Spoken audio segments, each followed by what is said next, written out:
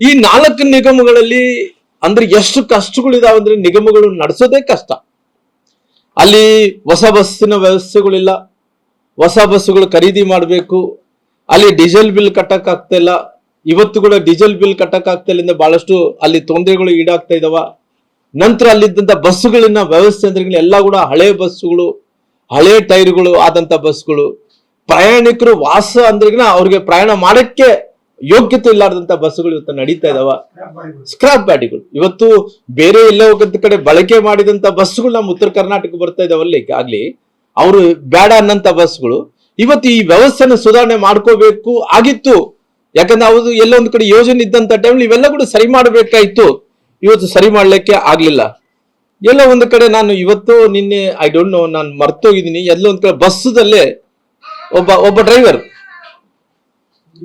ಇವತ್ತೆಲ್ಲ ನೇಣು ಹಾಕೊಂಡಿದ್ದಾರೆ ಅನ್ನಂತ ಸುದ್ದಿ, ಬೆಳಗಾವಿದಲ್ಲಿ ನೇಣು ಹಾಕೊಂಡಿದ್ದಂತ ಸುದ್ದಿ ನಾನು ಕೇಳ್ತಾ ಇದ್ದೆ. ಅಂದ್ರೆ ಮಾಧ್ಯಮಗಳಲ್ಲಿ ಎಲ್ಲ ನೋಡ್ತಾ ಇದ್ದೆ. ನಾನು ರಾತ್ರಿ 3 ಗಂಟೆ ಬಂದಿರೋ ಕಾರಣ ಸ್ವಲ್ಪ ಟಿವಿ ಹಚ್ಕೊಂಡಿದ್ರೆ ಅದು ಬರ್ತಾ ಇದ್ದೆ. ಯಾರೊಬ್ಬ ಡ್ರೈವರು ಬಸ್ ಅಲ್ಲಿ ನೇಣು ಹಾಕೊಂಡು ಸತ್ತು ಹೋಗಿದಾರ ಅಂದ್ರಿಗಿನ ಎಷ್ಟು ಕಷ್ಟದಲ್ಲಿದ್ದಾರೆ ಅಂದ್ರಿಗಿನ.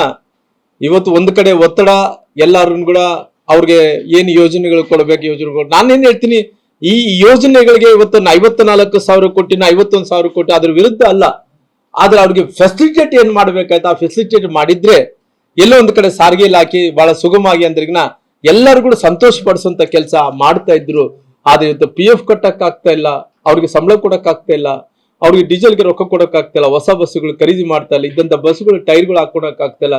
ಇಂಥ ವ್ಯವಸ್ಥೆ ಸಾರಿಗೆ ಇಲಾಖೆ ಒಂದು ನಡೀತಾ ಇದೆ ಅಂದ್ರಿಗಿನ ಇವತ್ತು ಕೃಷಿ ಇಲಾಖೆ ಪರಿಸ್ಥಿತಿಯನ್ನು, ಆರೋಗ್ಯ ಇಲಾಖೆಯ ಪರಿಸ್ಥಿತಿಯನ್ನು, ಇವತ್ತು ಆರೋಗ್ಯ ಇಲಾಖೆಯಲ್ಲಿ ದಿನನಿತ್ಯ ಒಂದೊಂದು ಕಾಯಿಲೆಗಳು ಬರ್ತಾ ಇದ್ದಾನೆ ಇದಾವ.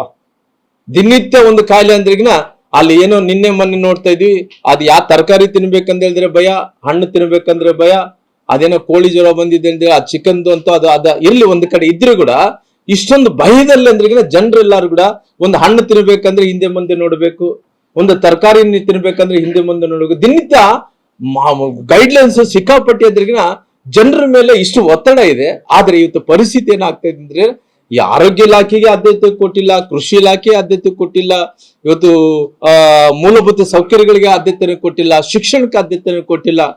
ಹಂಗಾಗಿ ಇವತ್ತು ಎಲ್ಲವನ್ನು ಕೂಡ ಇವತ್ತು ಏನ್ ಮಾಡ್ತಾ ಇದ್ದಾರೆ ಅಂದ್ರೆ ಇವತ್ತು ಎಲ್ಲ ಒಂದೇ ಕಡೆ ಅವ್ರ ಸ್ವಾರ್ಥ ಸಲುವಾಗಿ ಇವತ್ತು 16ನೇ ಏನು ಬಜೆಟ್ ನಾವು ಹತ್ತತ್ರ 4 ಲಕ್ಷಕ್ಕೂ ಕೋಟಿಯನ್ನು ಬಜೆಟ್ ಅನ್ನು ನಾವು ದೊಡ್ಡ ಮಟ್ಟದಲ್ಲಿ ನಿರೀಕ್ಷೆ ಇಟ್ಕೊಂಡಿದ್ವು. ಆ ನಿರೀಕ್ಷೆ ಹುಸಿ ಆಗುವಂತ ಕೆಲಸ ಈ ಸರ್ಕಾರ ಮಾಡಿದೆ. ಹಂಗಾಗಿ ಇವತ್ತು ಒಂದು ಕಡೆ ಈ ಬಜೆಟ್ ನಲ್ಲಿ ನಾನು ನೋಡ್ತಾ ಇದ್ದೀನಿ, ಬಜೆಟ್ ನಲ್ಲಿ ತುಂಬಾ ಅಂದ್ರೆ ಹತ್ತತ್ರ ಇವತ್ತಿನ ಲೋನ್, ಇವತ್ತಿನ ನಮಗೆ ಸಾಲ ಅಂದ್ರೆ 7 ಲಕ್ಷ ಕೋಟಿ ಇದೆ. ಕೇವಲ 7 ಲಕ್ಷ ಕೋಟಿಯನ್ನ ಈ ಸರ್ಕಾರ ಮಾಡಿದೆ ಅಂದ್ರೆ ಈ ಸರ್ಕಾರ 7 ಲಕ್ಷ ಕೋಟಿ ಮಾಡಿಲ್ಲ. ಈ ಸರ್ಕಾರ ಮಾಡಿರೋದು 1 ಲಕ್ಷದ ಕೋಟಿ 16,000 ಏನೋ ಎಷ್ಟೋ ಮಾಡಿದಾರೆ. ಕರೆಕ್ಟ್ ಆಗಿ right, I am wrong also. ನಾನು ಅದ್ರ ಬಗ್ಗೆ ಡಿಬೇಟ್ ಮಾಡಕ್ ಹೋಗಲ್ಲ. 1 ಲಕ್ಷಕ್ಕೂ ಹೆಚ್ಚು ಸಾಲ ಈ ಸರ್ಕಾರ ಮಾಡಿದೆ. ಒಟ್ಟಾರೆಯಾಗಿ ಎಲ್ಲ ಸರ್ಕಾರಗಳು ಸೇರಿಕೊಂಡು ಇವತ್ತಿನ ಸಾಲ ನೋಡಿದ್ರೆ ಹತ್ತತ್ರ 7 ಲಕ್ಷ ಕೋಟಿ ಸಾಲ, 7 ಲಕ್ಷ ಕೋಟಿ ಸಾಲ ಪ್ರಮಾಣ ಜಾಸ್ತಿ ಆದಂತ ಟೈಮಲ್ಲಿ ನಮ್ಮ ಜನಸಂಖ್ಯೆ ಎಷ್ಟು 7 ಕೋಟಿ ಹತ್ತತ್ರ ಇರ್ಬೋದು. ಬಹುಶಃ ಈ ಸರ್ಕಾರ ಯೋಚನೆ ಏನಿತ್ತಂದ್ರಿಗಿನ ಈ ಬಜೆಟ್ ಅನ್ನು ಮಂಡಿಸುವಂತ ಟೈಮಲ್ಲಿ ಪ್ರತಿಯೊಬ್ಬರಿಗೂ 7 ಕೋಟಿ ಜನರು ಇದಾರೆ ಅಂದ್ರೆ 7 ಕೋಟಿ ಜನರು ಕೂಡ ಅನುಕೂಲ ಆಗ್ಬೇಕು ಅನ್ನಂತ ಬಜೆಟ್ ಅನ್ನು ಮಂಡಿಸಿದಂತ ಜನರು ಏನು ಅನುಕೂಲ ಆಗಿದೆ ಅಂದ್ರಿಗಿನ ನಮ್ಗೆಲ್ಲ ಕೂಡ ಸಿಕ್ಕಿರಂತದ್ದು. ಅವ್ರು 7 ಲಕ್ಷ ಕೋಟಿ ಬಜೆಟ್ ಮಂಡಿ 7 ಲಕ್ಷ ಕೋಟಿ ಸಾಲ ಮಾಡಿರೋ ಕಾರಣ 4 ಲಕ್ಷಕ್ಕೂ ಹೆಚ್ಚು ಇವತ್ತು ಬಜೆಟ್ ಅನ್ನು ಮಂಡಿಸಿರೋ ಕಾರಣ ಎಲ್ಲರೂ ತಲೆ ಮೇಲೆ 1.5 ಲಕ್ಷ, 1 ಲಕ್ಷನೋ 1.5 ಲಕ್ಷನೋ ತಲೆ ಮೇಲೆ ಹೊರೆ. ನಾವೆಲ್ಲರೂ ಕೂಡ ಸಾಲಗಾರರಾಗಿ ಮಾಡಂತ ಬಜೆಟ್ ಇದಾಗಿದೆ.